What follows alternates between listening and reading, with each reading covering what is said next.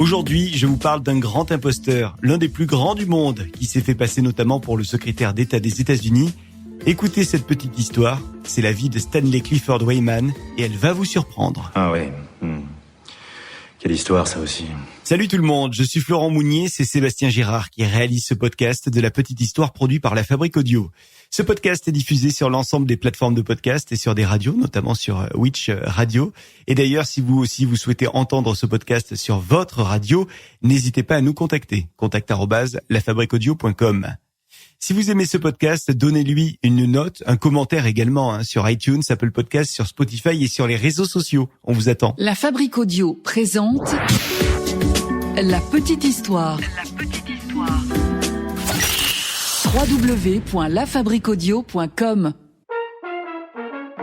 C'est en 1890 que Stanley Clifford Wayman naît sous le nom de Stephen Jacob Weinberg. Nous sommes à New York, dans le quartier de Brooklyn. Stanley est dans une famille plutôt pauvre. Ses parents n'ont pas vraiment les moyens de payer ses frais d'inscription à l'université et du coup Stanley, comme grand nombre d'Américains, est obligé de travailler et c'est souvent des emplois mal rémunérés et même mal valorisés. Et ça, Stephen, ou Stanley, ou appelez-le comme vous voulez, il ne le supporte pas. Lui, ce dont il a envie, c'est de s'en sortir évidemment. Il ne veut pas avoir la même vie que ses parents. Il rêve de devenir quelqu'un, lui.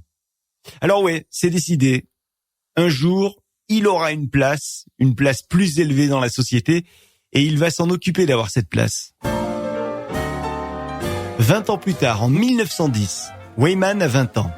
Et c'est à ce moment-là qu'il décide de réaliser sa première grosse imposture. Wayman va se faire passer pour le représentant consulaire américain au Maroc. Alors il achète tout, les habits, enfin le costume qui va bien, et puis il se met à rencontrer du monde, du beau monde. Et petit à petit, tout le monde le croit quand il dit qu'il est le représentant consulaire américain au Maroc. Et c'est grâce à ce mensonge, ce premier mensonge, qu'il va enfin avoir la vie dont il a rêvé. Enfin, un petit bout de cette vie.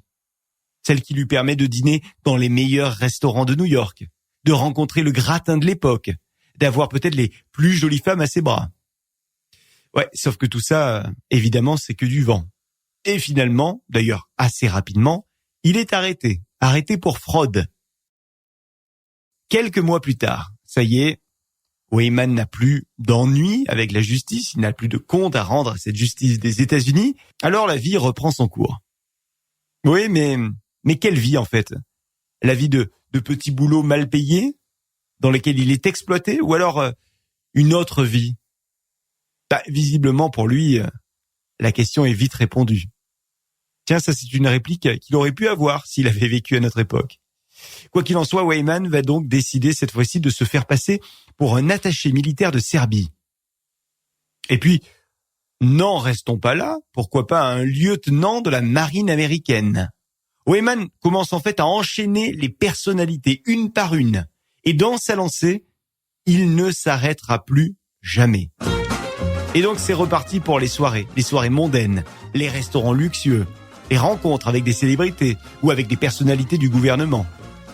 Mais là aussi, ça ne va pas durer longtemps puisque il se fait très rapidement prendre. Wayman est libéré donc une deuxième fois en 1915. Et je ne vais pas vous surprendre en vous disant qu'il récidive, pourtant quelques mois plus tard, dès que la justice le laisse un petit peu tranquille.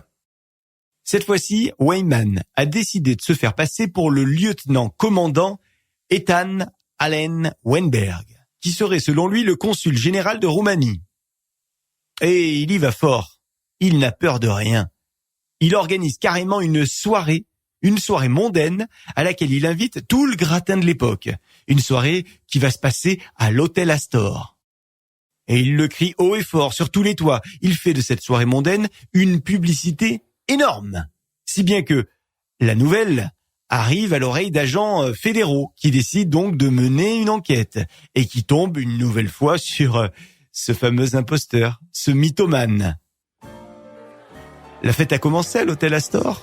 Tout le monde semble ravi. La soirée est plutôt belle, Elle est réussie. La musique est bonne. Les petits apéros sont là. Mais tout ça, les agents fédéraux, ils le savent et donc ils débarquent. Ils débarquent le soir à l'hôtel Astor pendant la soirée et ils arrêtent Weyman. Et Weyman leur dit « Franchement les gars, vous auriez au moins pu attendre le dessert. » En plus d'être un mytho, le gars est un provocateur. Et ça ne plaît pas du tout aux agents fédéraux ni à la justice. Et bam, 1 an de prison pour Monsieur Mytho. À sa sortie de prison, nous sommes en 1917. Weyman revient rechargé à bloc. Bah oui, en prison, il a eu le temps d'imaginer ses prochains coups. Pas de temps à perdre, il décide d'endosser un nouveau rôle et cette fois-ci, il sera un lieutenant de l'armée de l'air britannique, de la Royal Saint-Cyr. Mais ça ne marchera pas très longtemps, puisqu'il est arrêté après qu'un militaire dubitatif l'ait peut-être reconnu et en tout cas ait alerté la police. On est en 1920.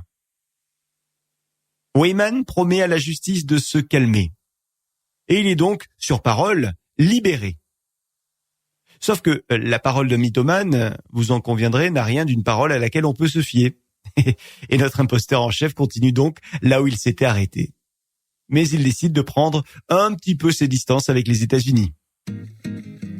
Allez, on va se faire oublier. Direction Lima, le Pérou. Et dès son arrivée, il décide qu'il va cette fois-ci devenir un grand médecin. Ouais, un médecin d'entreprise à Lima. Comme le médecin qu'il a imaginé est un médecin qui gagne bien sa vie, eh bien il organise évidemment des fêtes là-bas, des fêtes somptueuses.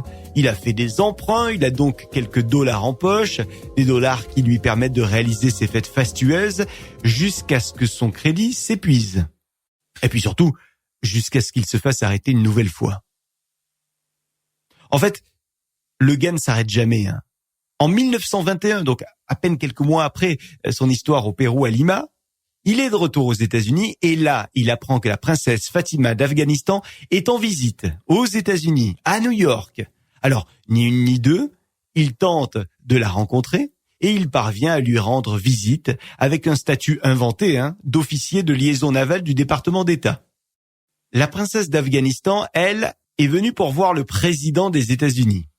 Et elle fait savoir à cet officier, donc à Weyman, qu'elle est dans l'attente de cette rencontre présidentielle qui tarde à arriver. Weyman s'excuse alors au nom du gouvernement et il promet à la princesse qu'il va s'occuper personnellement d'organiser ce rendez-vous avec le président.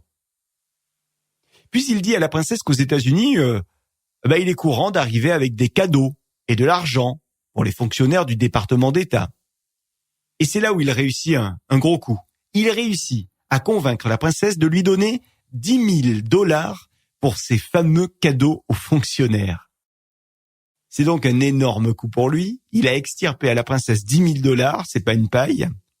Mais écoutez bien ce qui suit. Il va utiliser cet argent pour acheter un wagon privé au nom de Washington DC, histoire d'en mettre un petit peu plein les yeux, et d'organiser des soirées éventuellement dans ce wagon. Et puis surtout, avec ce qui lui reste de l'argent, il va payer une chambre incroyable à l'hôtel Willard, à la princesse et à son entourage.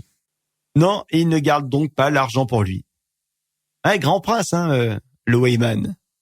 Et comme Weyman, vous l'aurez compris, c'est une pile qui ne s'arrête jamais, il se rend ensuite au département d'État.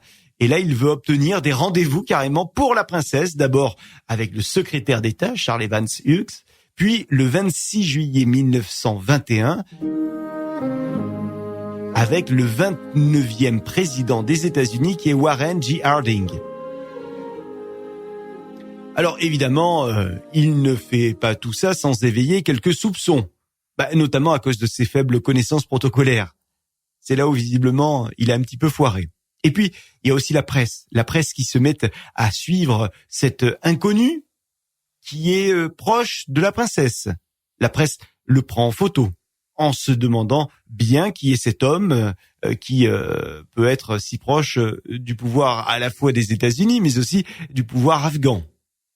Bref, ça ne dure pas longtemps cette histoire. Weyman est une nouvelle fois inculpé et il est condamné à 2 ans de prison. Mais comme un chat qui tombe, Weyman se relève toujours et continue, après sa sortie de prison, à multiplier les personnalités mondaines. Tiens, pendant la Seconde Guerre mondiale, là aussi, il a été condamné à 7 ans de prison. Et puis en 1948, Weyman s'est même fait passer pour un journaliste aux Nations Unies. Là-bas, il a fait connaissance avec un certain nombre de personnalités politiques du monde entier. Et il y a même la délégation thaïlandaise qui lui a proposé de devenir leur attaché de presse, avec une accréditation diplomatique complète. Et écoutez ce qui arrive, ça c'est énorme. Weyman, il aurait pu juste accepter l'offre et puis commencer le boulot pour la Thaïlande. Mais lui, il a décidé de faire autrement. Il a décidé d'appeler le département d'État américain pour demander si cette nomination risquait d'affecter sa citoyenneté américaine.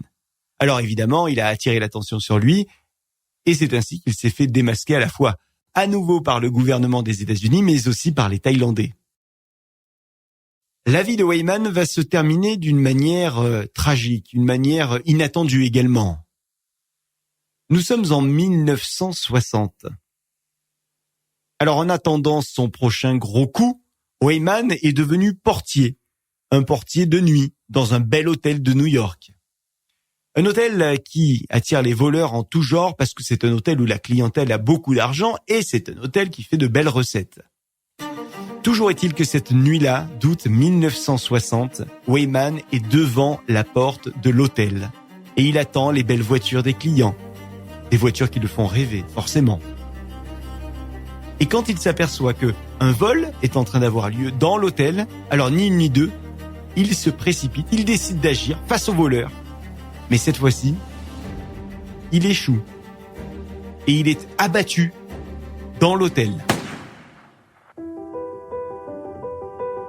Plus tard, il y a l'inspecteur qui est chargé de l'enquête qui dit à toute la presse « Je connais le passé de cet homme depuis des années et tout ce qu'il a commis. Mais ce qu'il a fait cette fois-ci, dans l'hôtel, était courageux. » Voilà pour cette petite histoire autour de l'imposteur de Brooklyn, un homme qui finalement n'avait de cesse d'attirer les regards vers lui pour peut-être essayer d'exister à sa manière. Vous l'imaginez, il y a de nombreux films qui se sont inspirés de cette incroyable histoire. Une petite histoire que Sébastien Girard a mixée, que j'ai eu le plaisir de d'écrire et de narrer. Merci à vous de l'avoir écoutée.